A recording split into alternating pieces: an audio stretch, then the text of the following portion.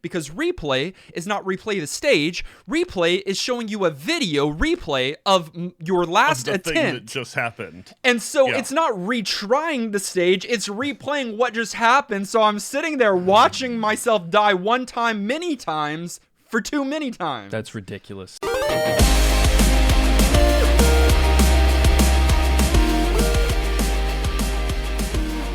Welcome to New Game Plus. This is a retro gaming podcast where three guys spend 7 days playing one old game and then we talk about it. My name's Dustin.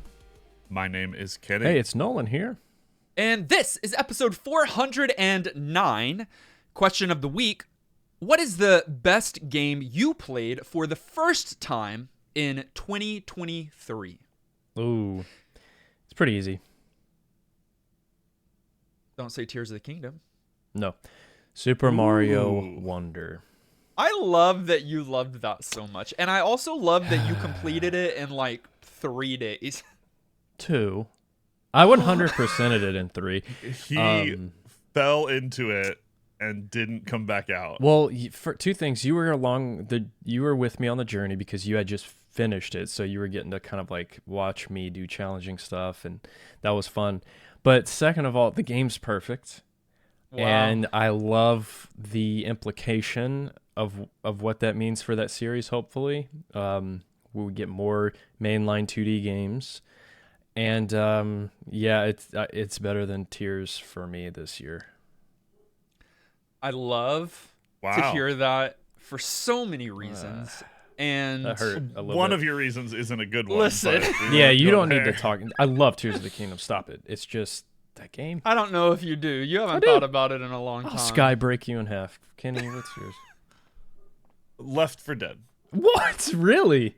I love that answer playing too. with us because we're his buddies. It was so fun. No, I mean, like co-op squad was fun, but I had never played it. It's an excellent title. There's a reason that series is wildly popular.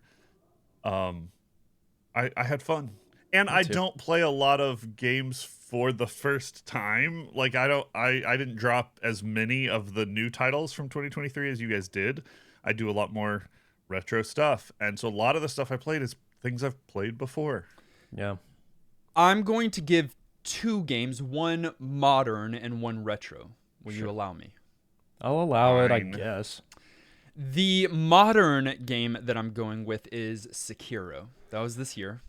Was that this year? That You're was When lying. I played it. Not when it came out. When I played it. You're It lying. was this year. Right. It was February, I think. February, March is when I played I Sekiro. could have sworn that was last year or before. No. Wow. It was on my Steam recap. That's why I was able to remember that it was actually this year. That was fun for and me. That's a little crazy because I'm picking that one over Final Fantasy 16. Not necessarily Right. saying... I'm not saying tons of things other than that was a great game that I played and didn't know if I would love it because that kind of genre is not mine. Before you say the retro one, I Yeah. love that answer and it's so ironic because when Sekiro came out, everyone was like, "Oh my god, it's impossible. Oh, it's harder than Dark Souls." And you don't do games like that. I do, and I love that you loved it so much. Yeah, I don't like hard games. I so know. I shouldn't have liked that. Okay, now the retro game that we played as a part of the podcast and that I played for the very first time and that I really, really enjoyed and look forward to playing more in the series, Pikmin. Really? Oh, yeah. Huh. I wouldn't just, have so guessed that. cute, fun, chill for the most part. Very chill. I love the idea, the puzzling idea of that. It was probably one of the more fun new games that we played as a part of the podcast this year. All of this time, and you've been a cozy gamer all along. He's I'm not definitely hiding that. I like cozy games. Well, you for have sure. a few games to check out then in the series still. So I know. that's and hype. a brand new one, huh? Yeah, 4. Brand new. Yeah. Wow. We'd love to hear from you as well. If you got a question of the week, something you've played for the very first time for you in 2023, even though you're hearing this in 2024, in the last year of time, hop in our Discord, let us know the answer to the question of the week. And we hope you had a very Merry Christmas and got a lot of kisses under hundreds and hundreds and hundreds of mistletoes. and a happy new year. I got Bang! 0. Like in our retro game of the week, Bangai-O Spirits.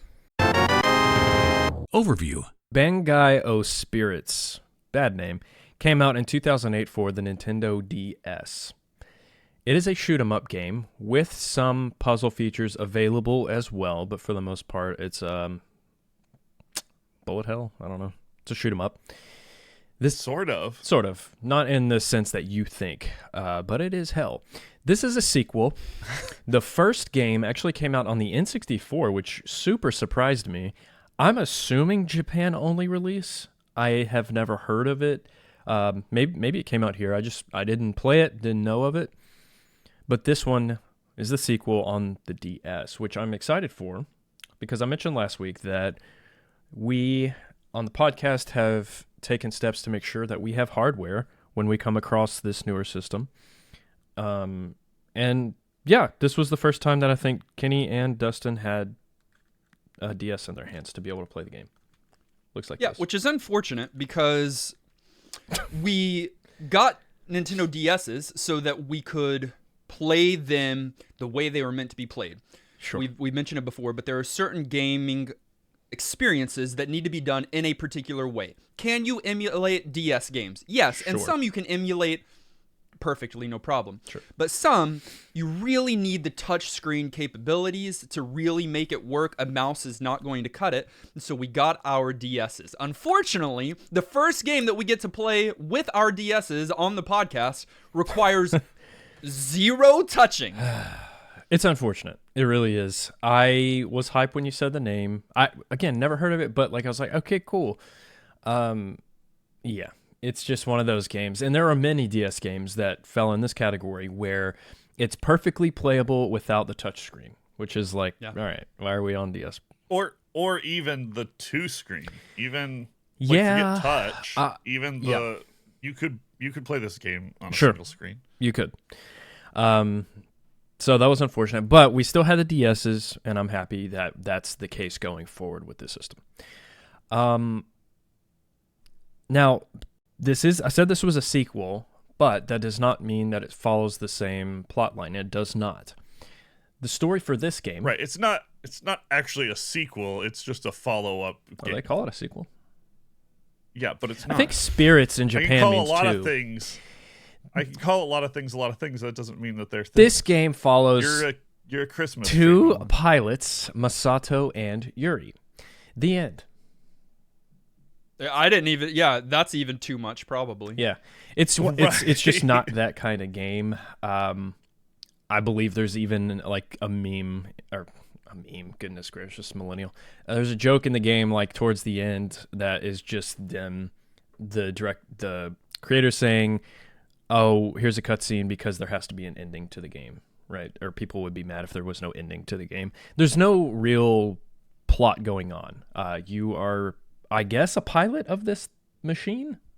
It's a Gundam type thing. Yeah. It's on the cover of the box. And you're destroying everything.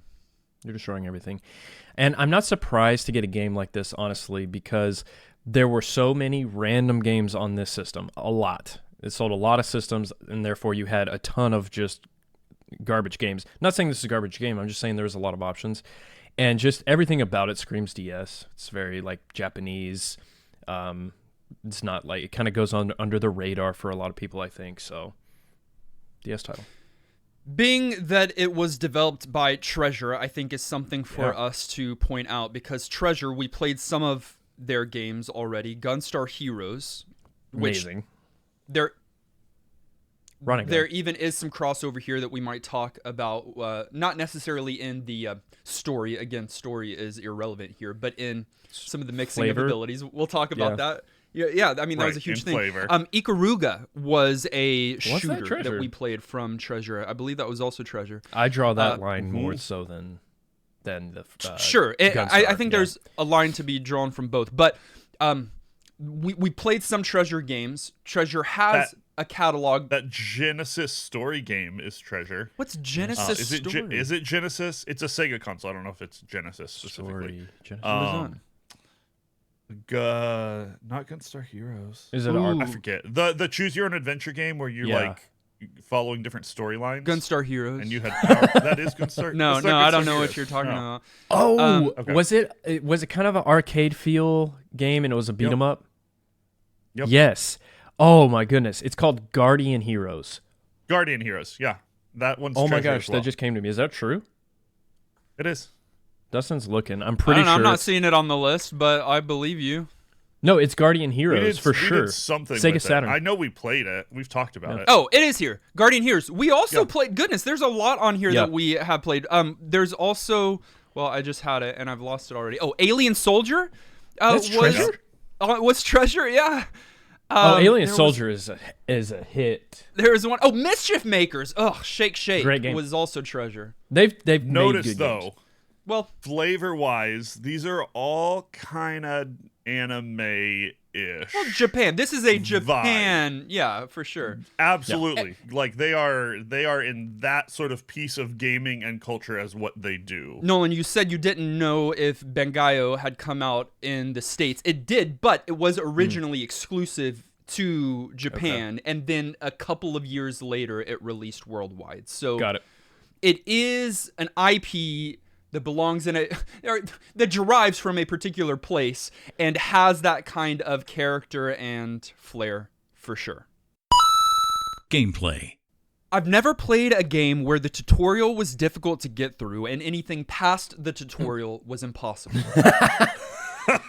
Wait, but why is that so true? What here? even? I'm gonna start. We're gonna start angry, pissed? and we'll Okay. see where I end up. But that you did the right thing in the first play to choose tutorial. Normally, Nolan and I wouldn't. Kenny would. He's a tutorial guy. Nolan and I are gonna get into the game. But if that's what it sets you on, and that's what Nolan typically does, whatever it sets you on, you're going to do first, whether it's difficulty or game mode or whatever. And so Nolan went with tutorial in first play. I also just decided tutorial because I looked elsewhere and couldn't find like a normal mode. And it's kind of mandatory here because there's a lot going on, and if you tried to understand all of the various mechanics that are going on without going through a tutorial, you would drown. If you tried to understand them even after going through the tutorial, you will also drown. And to your point, the like non-tutorial, you're like, okay, I want to play the meat of the game, is called free play, which usually in games means extra bonus Right. mode, like you need a story mode or like a main, No, it's tutorial, free play, and edit mode. To add get to into the later. chaos, you get the credit roll after finishing the last tutorial stage. So Which It's literally like the tutorial is the campaign. And then there's other modes that are just like, now play more of it, but they don't have... And even within that, it's confusing because there's a branching of puzzle types versus just like favorite. We'll get there. Let's talk about the tutorial specifically because we started that conversation. Well, yes, I do think to your point that it is meant to be the story mode. I mean, because like I said, there's no story. There's those two characters, and this professor is telling them how to play. The fact that there's a credit roll at the end is like, what? It's just like it's mislabeled, but it does teach you how to play the game. yeah, okay. So Sort of. yeah, sort of. A tutorial walks you through different stages that look and play very different from the one before and the one that comes after, and it teaches you a new mechanic. So with this, let us teach you. Basically, is what you are is, yes, you're this Gundam, but you're very tiny, and You're the on the tiniest screen. Gundam of all time. And you are freely moving around an environment, and you have two different shot types and two different missile types. You can also dash. That's kind of your primary setup, and you are needing to destroy a certain amount of targets on any given stage. Sometimes there's one target, and it changes. It can be a huge Gundam, or it can be a small missile silo, or sometimes there's 8 or 12 or 100 different targets that you have to destroy. Yes.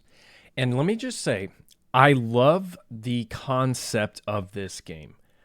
I really, really do. When I did the first tutorial stage, I was like, ooh, little navigation, little shooty, little dodgy, feels responsive. Like that on paper works for me really well, especially on this system. Next tutorial stage, okay, less exciting. There's just a bunch of garbage on the screen. Kind of clear it out. It feels time consuming. Man, by the time you get to like halfway through the tutorials, I'm just like, okay, I got it. I can leave now. But you don't got it is the problem. It teaches you so much, and some of these mechanics are hugely important to being able to accomplish some specific thing in the game. Yes. Like you've got like a puzzle that can only be solved by like applying a specific mechanic and like in a specific way.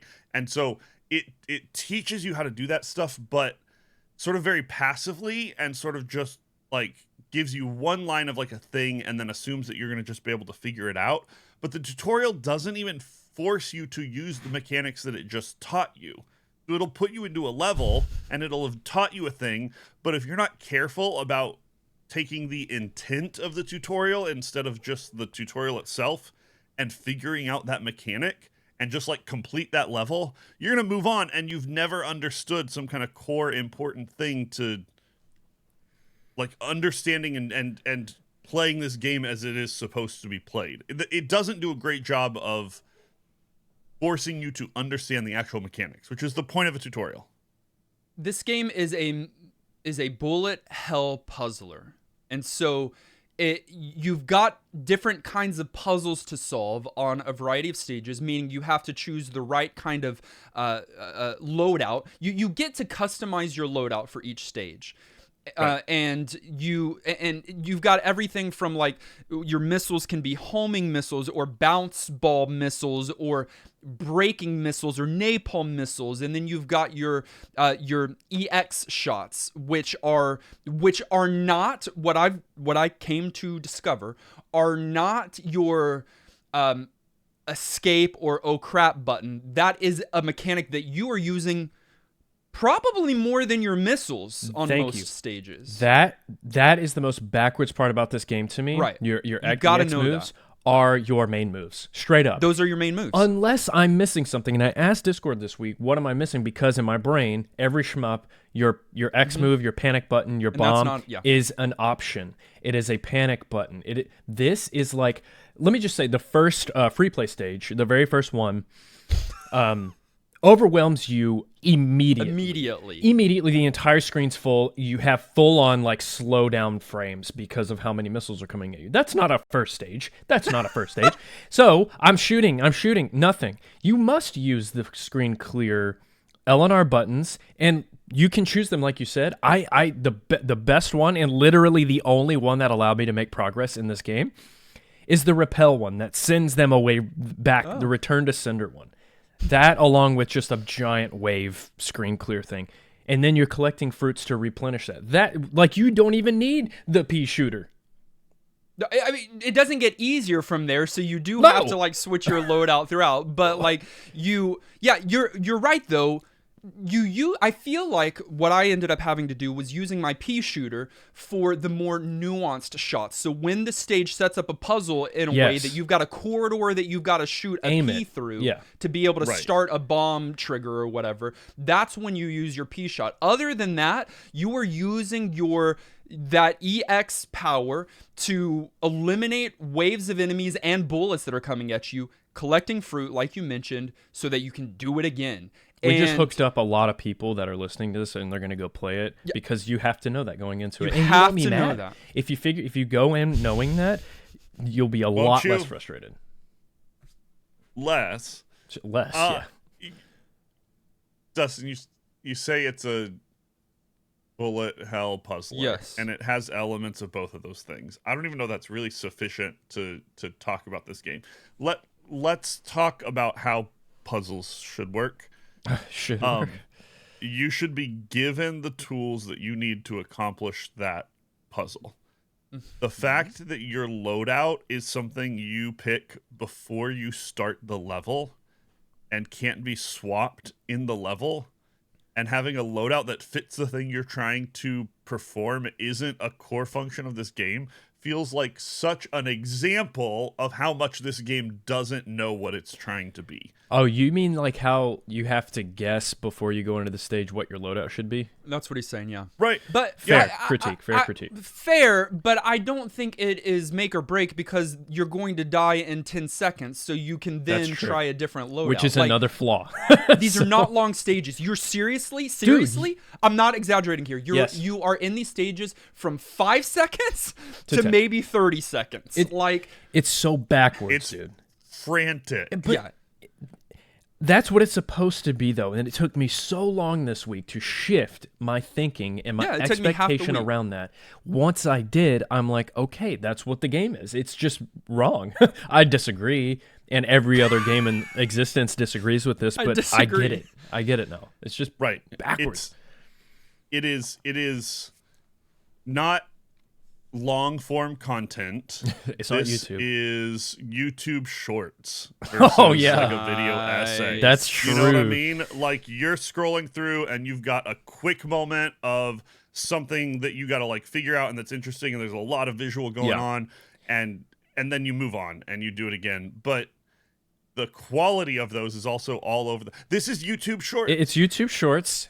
And again, I'll say, I like a YouTube short. It reminded me of WarioWare style, like millions of mini games thrown at you, short bites. I love that style. And again, I love the concept and setup here. It's in place. But when I actually have my hands on the buttons controlling my character, that's where it goes haywire. Now, the stages in the tutorial specifically, I felt were much more tuned to you'll fail maybe a couple times, maybe you won't, but tuned down to the point where there's a clear enough goal, solve it. It was more on the puzzle side of things than the free play mode. The free play mode, I think, for the most part, there are some, but it's very combat heavy, very chaos focused. And the fun for me was in the tutorial stages, but it's over in a matter of, one session, like you're done with the tutorial. I felt like the game needed a lot more of those style of stages, more puzzle focused, more intentional in the design. Simple, short, yes, that's fine. But like when the tutorial's done, I feel like the game's done for me because the rest is just madness. It's crazy. You, after finishing tutorial, will likely then click on free play, and that's when you have a whole nother set of options, from treasures best to puzzle stages, specifically puzzle stages, to other, to custom. And you've got over 160 stages of varying degrees of chaos, and some of them, Nolan, are more in line with that. But more in line with the puzzling nature of some of the tutorial stages. What I didn't love, my main frustration, other than like just the main setup of the mechanic and how crazy chaotic it is that there's no framework holding it all together. You even mentioned WarioWare and how, it's chaos. I don't know why. It's chaos. It's all over the place, but there is a framework. Like you're on a way towards a victory. Or like there's some, and it's not even a story that is holding that piece together. There's a boss at the end of the stages. Right. I want a story, but it doesn't even have to be a story, but it does need some kind of framework. It doesn't just need free play. It doesn't feel like a game. It feels like a tech demo. Yes. They're like, here, we built a system that you can now turn into a game. Wow. And they were like, let's not do that second step. Let's just give it to people. And then if they want to build their own levels, they can. And here's some pre-done levels that a bunch of people sort of already put together for whatever reason. Now that's what people want to play. They didn't finish. And do you know what's infuriating is that it would have been so easy to do so. Like at this point, you already have all the pieces you need. Create any kind of story or framework to make it all make sense. Or instead of just having treasures best and having 100-something stages in there, have the main narrative mode and give us 20 stages, 12 stages, whatever you need. Keep and treasures have a little best bit of in there beat. as a extra if you really want extra garbage challenging modes. Yeah.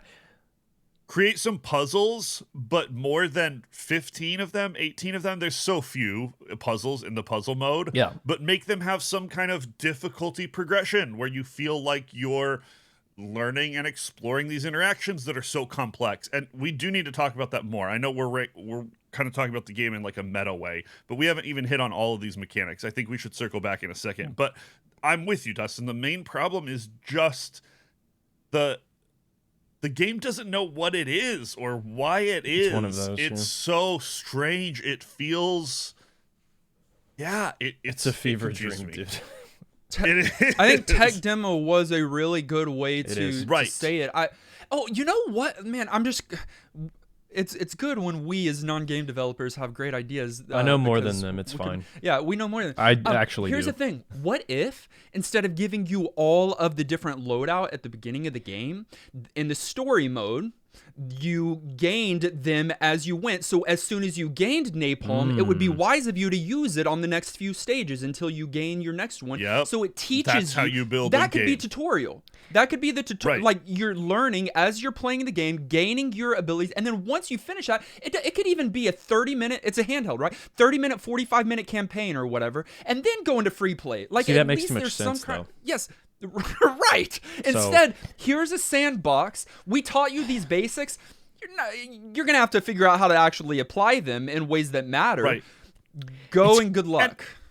And they wanted the sandbox to be so much of the experience that in the tutorial, there's even instructions on how to do the level editing, which is a fine concept. But it's like they wanted us to make levels and Make our share own them with game. our friends because there's these gimmicks of like ways to share the files. And they were like, oh, we're going to lean into that. It was so many little ideas trying to be a thing all at once. And they didn't pick a lane. They just did all of them, but none of them cohesively. Huh. All of that is true. I will defend the edit mode. I think that's a awesome feature. And I think that they pulled it off extremely well. I love a sandbox, make your own thing. Halo 3 did that with stages, and it was so much fun. That was like the core of the game to me, to make multiplayer stages. Here, love that concept, and I think they did well there. And I could see... And same thing with Mario Maker. Sharing stages for people to play is a wonderful community concept. On the DS, I think it was a little ahead of its time. We weren't ready for it. But it's really... that's like one of the highlights on this game for me is the edit mode. And I'm not going to sit here and make stages. But if I loved the game, I would have. And I would have had my friends play it on the AirPlay, whatever. But I super agree with y'all that it's just chaos everywhere else in the game. The mode's not named correctly, with there not being a true story or main mode. And I think for me, what I wanted out of the game was main story mode, call it whatever mode, and it's tutorial stages, the style of the tutorial stages where they take puzzle concepts and they take more of the shooting and they blend them nicely versus puzzle only and then bullet hell. Like there are two extremes here that are an option. There was a mix. There was an option that mixed both of them that would have worked best for, I mean, Western audiences at least, but I think for everybody. Kenny, I wonder if this happened to you. Nolan, you said, some of the modes weren't named properly. Another thing not named properly that happens to both Nolan and I. Kenny, I'm sure it happened to you. I don't know He's if about you to find out for the first realized it happened to time. you. I guarantee you. After you die on a stage, which you will, Right. you have a few options of what you can do. If you click replay... Let me just explain what happened to me. I was playing, I kept dying and clicking replay. I wanted to try the stage again. Same in my first But I play. would die immediately again, so I clicked replay. I would die immediately again. I clicked replay. And I kept dying until I realized I was dying in the exact same way every single time. At the exact same moment. Because replay is not replay the stage. Replay is showing you a video replay of your last Of the thing that attempt. just happened. And so Yeah. it's not retrying the stage, it's replaying what just happened. So I'm sitting there watching myself die one time, many times, for too many times. That's ridiculous. So confusing. Kenny, did that happen to Yeah, you? I think I realized that it was doing that faster than you did, I think, but I was also confused by it. I was like, why would they do this way? It wasn't the only confusing thing, though. No. Some of the menus you would have to click using normal buttons. Some of them you'd have to click using some of the DS buttons and interfaces and could do touchscreen, but some you couldn't. Some you needed to hit A, some you needed to hit start.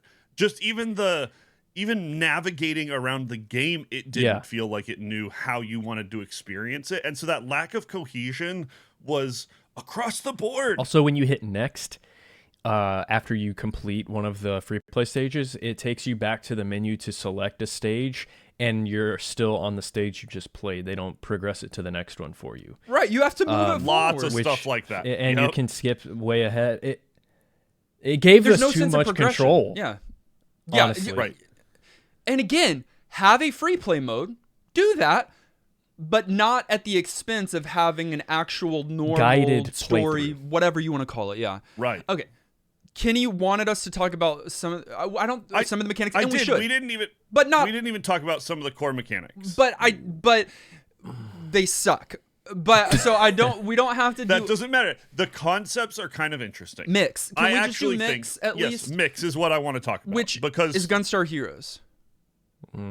It's a lot of things. Like it's Gunstar not Heroes. a completely novel idea. They came up with it. But it's creative and can be used creatively when you do that well. Where you have, one set of powers, another set of powers, you combine them. Sometimes you don't want them combined, and so you have the choice to toggle them. The interface for how you turned that toggling on and off was super confusing. Thank you. It was the stupidest thing I've ever seen in a game. They had so many buttons. They could have done that so many more ways that made more sense.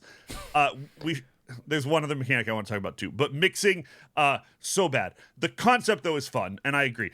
I was kind of Nola in this game. There were so many things that they did it, and I was like, oh, that could be good if it wasn't done like this. And mixing is one of those. It worked. So I'm talking about it at a high level. Someone explain how mixing works. Well, I don't know if I know. I mean, it's simply you have two different loadouts. One for your, I guess it's either for your missiles or for your EX shot. Yeah, it's a pair. You mix both your normal shot and your But EX. for example, I think one of the simple ones is, and one of the presets is homing is one missile and bounce is the other. And then I think they can be mixed so that it is a seeking bounce missile, right? I mean, like that's what it is.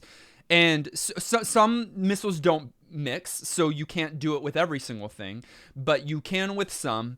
But I just found, because I think it comes pre-mixed, that I just don't turn that off. So like it didn't really add a whole nother component. It also doesn't matter. But there are times that they want it to matter. Like there's that tutorial stage where it's teaching you to turn mixing off because if you don't, your gun's not going to like knock back the other projectiles. Again, but then doesn't matter. There's no like puzzle moments that like force you to do that. And there's always workarounds. Like you can just go in and like dash your way through everything and kill it all. I don't know. It was just It doesn't matter because you will enter the stage and immediately either press L or R to do some like massive screen clear thing so that you can think for 2 seconds before you have to do it again. Every stage, am I wrong? I wanted that to work, Kenny. I wanted the mix to matter. I wanted the in-stage obstacles and objectives to matter. I really did. Give me a second to see something, to feel like I have to make a strategic choice, and then to like react to it and not just like go fast and hit all the buttons. And that's why I prefer the tutorial stage. No time. Because I had time to think for 2 seconds. That's all I wanted. That's all I needed. Okay, Dustin, you also say we're flying around these stages. We need to be very clear that you're sort of flying because you're moving in huge stages if you want them to be. The stages can be all different sizes. Some of them are small and narrow. Fixed, some of them are massive. But like both vertically and horizontally. So you can have long side-to-side stages. You can have vertical stages. You can have huge rooms that you just got to move around. But you're not actually fully flying freely because gravity is a thing here. So you're moving in a direction, but you also fall, at least on certain stages. I don't know. It seemed like sometimes that felt less like it was always there. But you then have the option to lock yourself in place, but again have to do that by a really weird mechanic that then forces you to hold a button down. and so it's uncomfortable to use. There's just so much that's wonky here. I mean, even the movement just in general feels weird because you're not like you can dash, but when you're not dashing, you're either using your D-pad or the what is that move? Oh, the thumb on the thumb. Well, pad. that it wasn't on the What is DS. Y'all are playing on 3DS. Ah, so you're using the control pad. Or the control pad.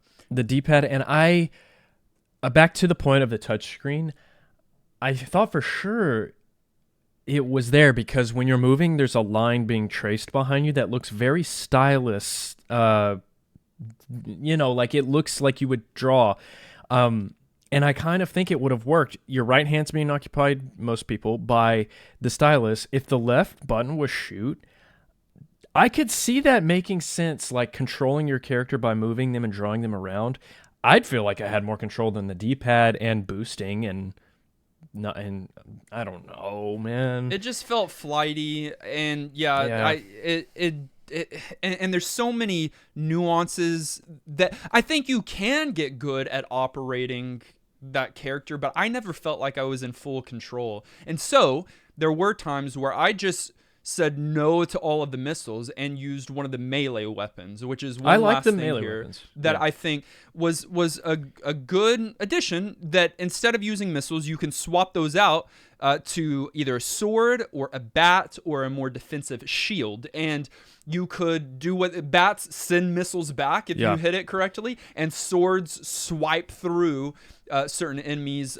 And so those were a nice addition, and they do damage. And like Kenny said, sometimes you don't have to shoot. You can just kind of dash into things. Well, the sword or the bat helps with that as well. But again, it doesn't, for me, fundamentally change the enjoyment level of what I'm doing. Even I never felt successful after beating any stage. Nope. When stage clear came up, I was like, okay, yeah, I guess. Okay.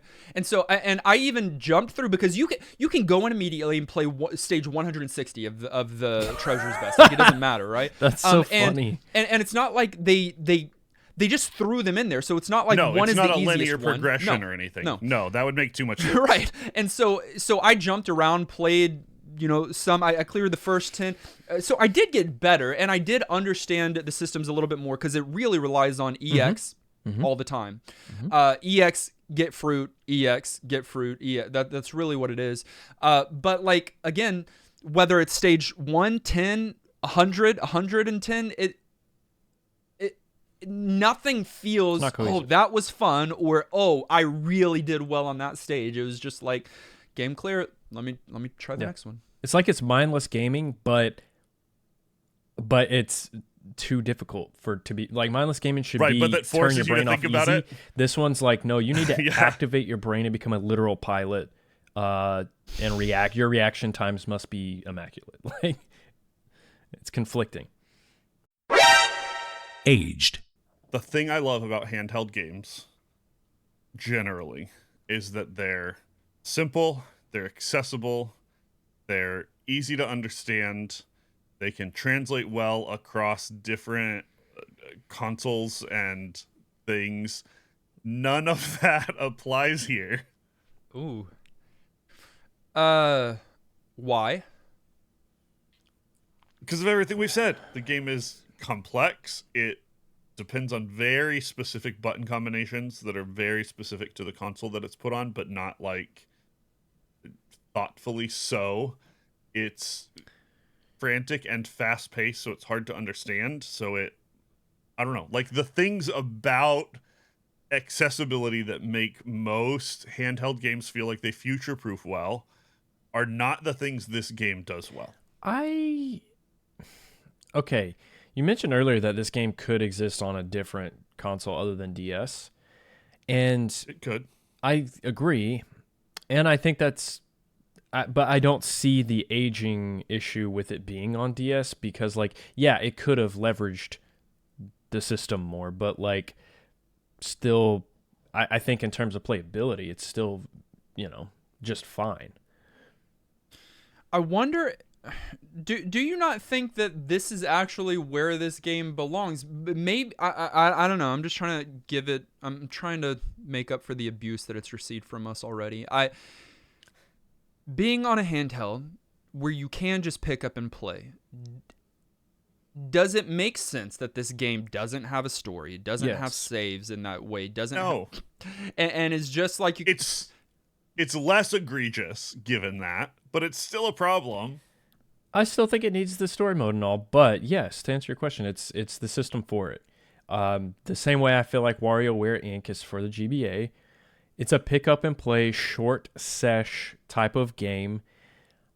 And so again, this goes back to the concept and the setup of the game and what it actually is. That I don't have issue with any of that. I get into the execution part where they fumbled and like could have made it better. But all that to say, I still think that this game works perfectly for some people. Believe it or not, I do. I feel like I'm interested to get to commentary today because I kind of feel like Garlisle specifically would like this game, but I might be wrong. It didn't work. Generally, I think we may be the outliers here because there are a lot of people, and maybe not. Maybe it's a very specific, just vocal set of people. But there are some people that absolutely adore this title, and that's fine. Like we're not, making decisions based on whether or not something's popular or not. But I don't think anyone will adore this title. I think some people might like this title. No one's going to because this is fundamentally flawed, and so I think that's going to be seen even by the people that do like it. I will say another aging factor is that, if this game was intended to be create stages, share them with friends, and that was one of the highlights of that, that is not easily done today. Super Gamer Guy, one of our community members, actually created a custom stage and shared the file this week. So I think those emulating, if placing it in the right place with the right file name, could share some stages. But if you've got it on your DS, it's a lot more difficult to do today to share those custom stages, and that takes away a whole chunk of what this game was intended to do. Just so y'all know, there was a wireless feature in the DS where, like, it's similar to the cable link on the GBA/Game Boy Color, where you could link up, where like there were even some games like Mario Kart where only one person needed the game and the other person, if they had a DS, could like stream it. Brilliant technology, highly irrelevant. There was also Street Pass on the 3DS, which is not the system, but also obsolete because they don't maintain it. But it was this concept where you pass someone that also has a DS like in their bag, and you get you get stuff. Like it was really cool, but you can't do that now. And I don't think we talked a big game. We got to play this on older hardware. We played it on the 3DS, which is fine, and I think closer to the real feel. Yeah. But it does, but it's not an actual DS. And help me with the function here because I didn't mess with this, and I read about this feature, but we obviously didn't use it. Apparently, one of the ways you can share games here is by like a sound encoding feature where you're like, I don't know, recording audio and then like having the other system like hear and ingest that audio. Really? Yeah, Weird. I don't know if that's because of DS limitations or what, but apparently you could share edited levels like via recorded sound waves. Yeah, which is nuts. And again, I don't know how that plays, but like you don't do that in 2023. No. Again, they just tried so many different like things here. I'll get a parrot. I'll play him the soundbite. He'll travel to you. Your DS will hear it, and that's how I'll share it. Yeah, it's an audible QR code. I don't hate that idea, and I think it's we cool. could bring it back because there are certain settings where everybody could be together, and you play a thing, and everybody's got their phone up, and now they've got the new track from the artist or something. Yes. Hey, I down. love the idea. So really, they're ahead of their time, is what we're saying. Nintendo and I guess the developers that took advantage of whatever was there were innovative, and I think that's cool. But that's not this game. The game itself, you're not going to play multiplayer with somebody unless you are in the same location. One other thing, I'll bring it up in age because we often do. I don't know if it really has an aged factor, is the slowdown that you experience when you play the game. It has to do with the hardware, I guess. Absolutely. But, because it is a bullet hell and you are only able to shoot out from your EX move 100 missiles at a time, and they just grow in size, but it slows things down tremendously, which I rarely have an issue with, and I think in games like this it helps. But it is on virtually every stage because there's so many missiles on the screen at any given time. But when you do clear enough, it goes back to normal speed, and it's like jarring how quickly you now have control of, and it will mess you up.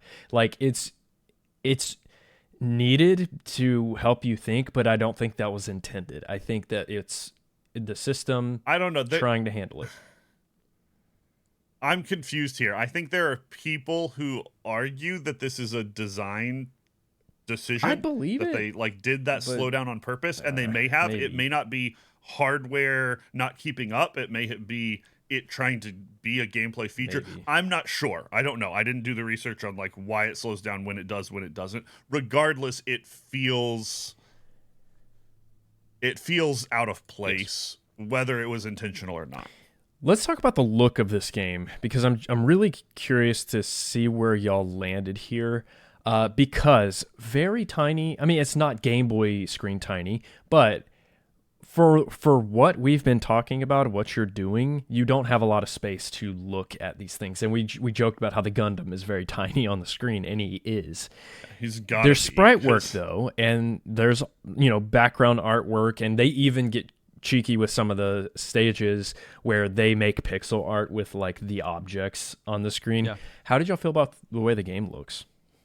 I think it looks good. It's no GBA, but it's for the DS games that I played. Similar, though. Ooh. To me. For the DS games that I've played, I will say this is one of the better ones. The screen is incredibly small, and I don't think like your character looks that good. Or I think when it shines are two things that come to mind. One, some of the backgrounds, very detailed. Some of the backgrounds have like, I don't know, like skulls or skeletons or massive like designs. And then the other thing are when there are massive Gundams that are coming and fighting you. I think those also look cool. But for sure. What doesn't impress me is some of the puzzling environments, the soccer balls and footballs that are on the stages that you have to bounce around, your own Gundam. I don't think any of those things are that impressive. Or as chaotic as the visuals are, and they're chaotic, I felt like I could at least usually follow what I was supposed to be seeing. And that could be an easy thing to get wrong here. Whether what cleared out or what happened, it was still too much, and I don't like the visual chaos of the type of game that it is. So like it was overwhelming just like in what it is. But I could see the various missiles. I never lost track of my actual guy. I theoretically knew what it was wanting me to do in a given situation. And so like for the game it tried to be, I feel like the visuals did what it wanted. Yeah.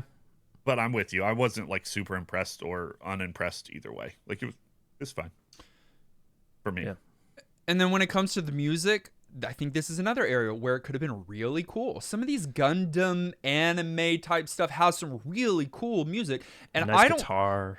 I don't recall one track on this OST. I don't either, and I'll tell you why. I was so focused on not dying.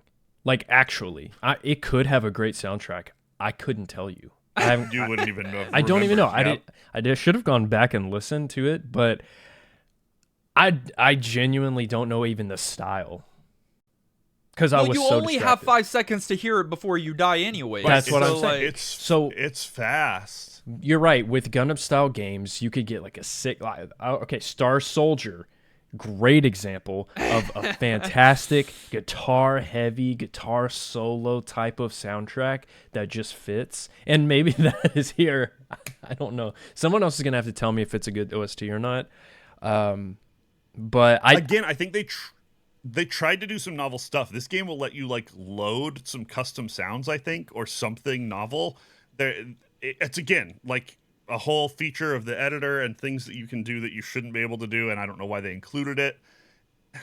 But like we don't get to experience all that and what it means, and if your core experience of the game doesn't bring good ambient sound that like is memorable, we're not gonna rave about it.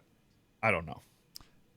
I believe there are 3 Bangai-O games. There is the original game that we've already discussed. There's this game, the quote-unquote sequel, and then there's a 3rd game in the trilogy called Bangai-O HD Missile Fury that was released in 2011 for the Xbox 360. Really? If they're gonna take a game like this and then have a Missile Fury version of it where there's even more stuff going on, count me out. I wish you would have said 3DS. I feel like it would have worked. Just no. I'm glad they jumped back to a standard console. Yeah. I feel like I would enjoy those versions of the game better. Yeah, I agree. I feel like if you've got the mixed stuff, it's really just, and I'm going back to it, but the other game from Treasure that does the mixing thing that we've already referenced. Thank you, Gunstar Heroes. You just do that in a Gundam type situation and put some puzzling elements to it. I think that's a good game. But this one is not it. If you do want a copy for your Nintendo DS, it's $30 used or loose. It's $59 new. Final thoughts. At the end of each and every one of our episodes, we determine whether or not the game gets our vote for New Game Plus status, which is our general thumbs up or thumbs down. It does require 2/3 of the vote to swing one way or the other. Kenny, what are your final thoughts on Bangai-O Spirits? Which I believe Bangai is extra. That means extra. This game is extra. So we got Extra O's Part 2. Spirit means 2. So what are your thoughts? My thoughts. I was so confused by this game. I don't know. It's a very confusing title. I'm very intrigued by what they were attempting. And I agree with something that Nolan said earlier in the game, that this game has earlier in the episode rather, that this game has tons of potential. Some of the stuff they wanted to do, if they had done it differently, could have been really cool. But I'm not sure that they pulled off what they were trying to do. I was going to say maybe it's just me, but apparently you guys agree based on our conversation, because I just don't get this game. It seems to have some amount of popularity, at least in sort of what I was reading online, so that's confusing to me. It's too chaotic, it's too confusing, it's too unhinged for me to be able to give it NGP. We already said it earlier, but it feels more like a tech demo or a programming exercise than like a finished, polished game. If they had fleshed it out and rounded it out and made some of the chaos a little bit more understandable and directed, maybe it could have worked. But too much of an identity crisis going on. No New Game Plus for me. Nolan? Kenny, you said a couple times that you don't think the game knew what it was trying to be. I disagree. No. I think Treasure knew exactly. I think this is the exact game they intended to make. Then they made a mistake. And I'm with you though that I never fully got it. But I don't think the game. I think the game is exactly what they intended. Now, where it gets challenging is everything else that we have said. And by the end of the week, I am so close to wanting to love this game.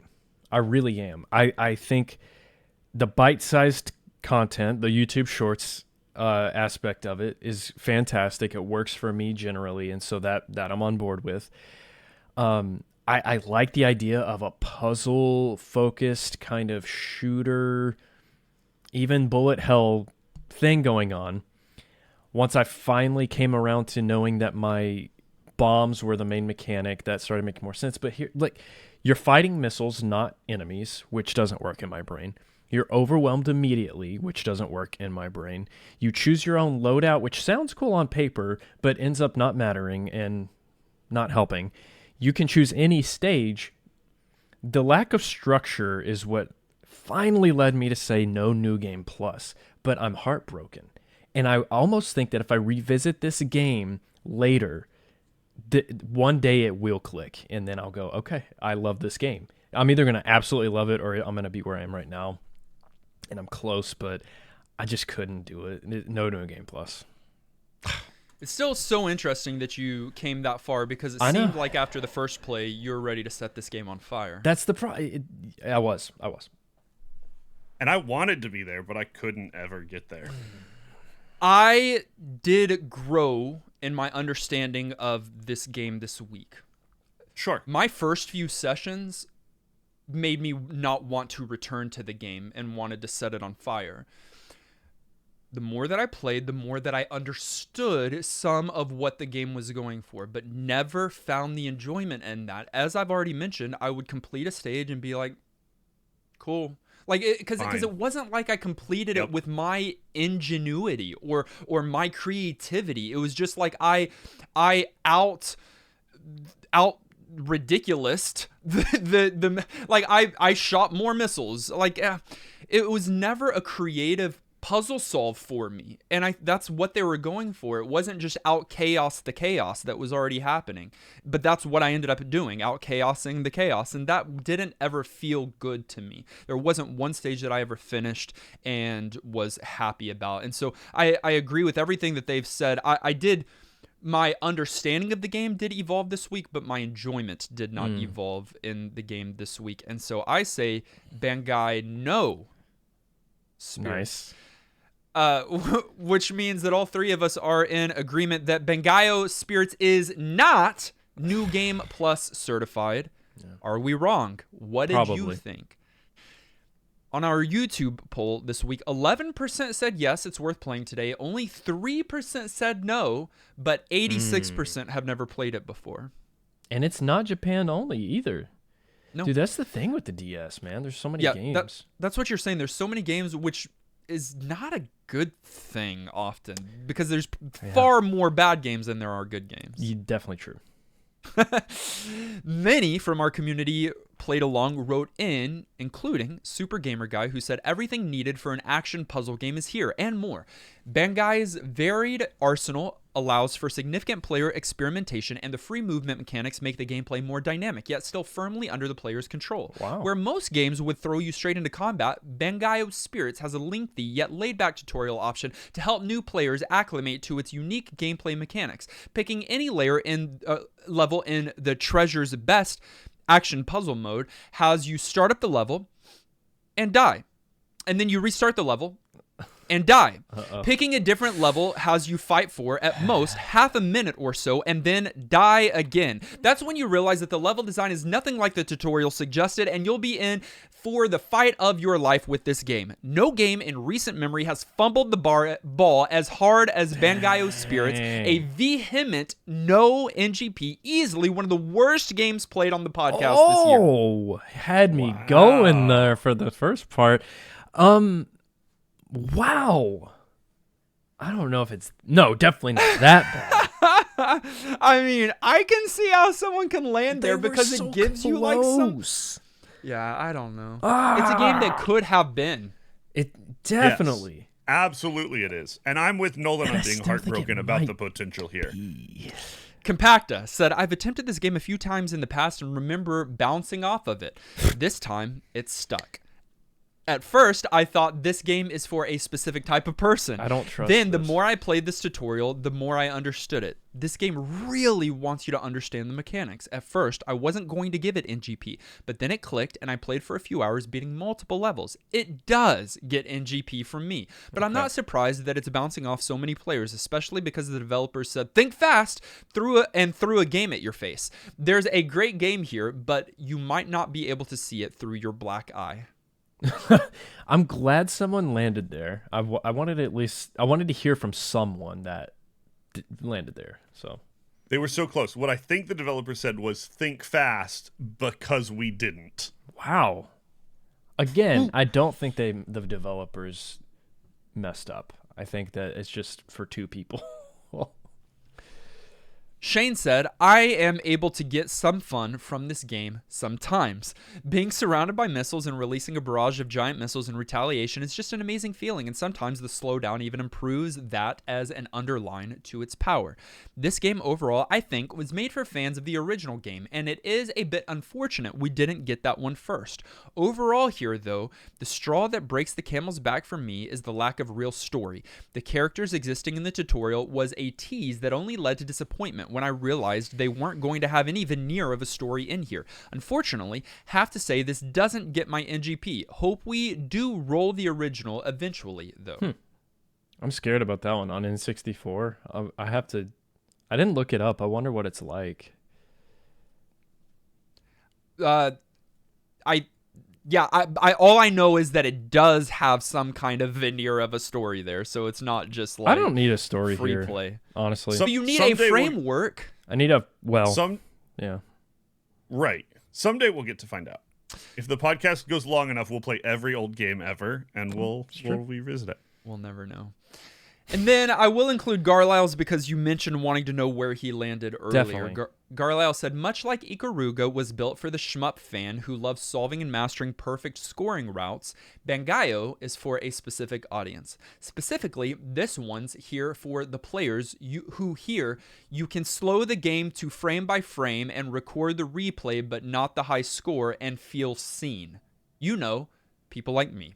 I actually love the burst mechanic in particular. The tension of risking the last possible moment for the biggest payoff is awesome. Managing and maximizing it felt great, especially with all variability your weapon systems have. Plus, you have just enough health to shrug off tiny mistakes, but not enough to save you from big ones. Where I think the game stumbles is that many of its levels are too gimmicky or short. This game shines on longer levels with varied challenges, and that's fewer of the stages than I'd like. Level editor's cool and all, but a traditional story experience and progression would have helped a lot.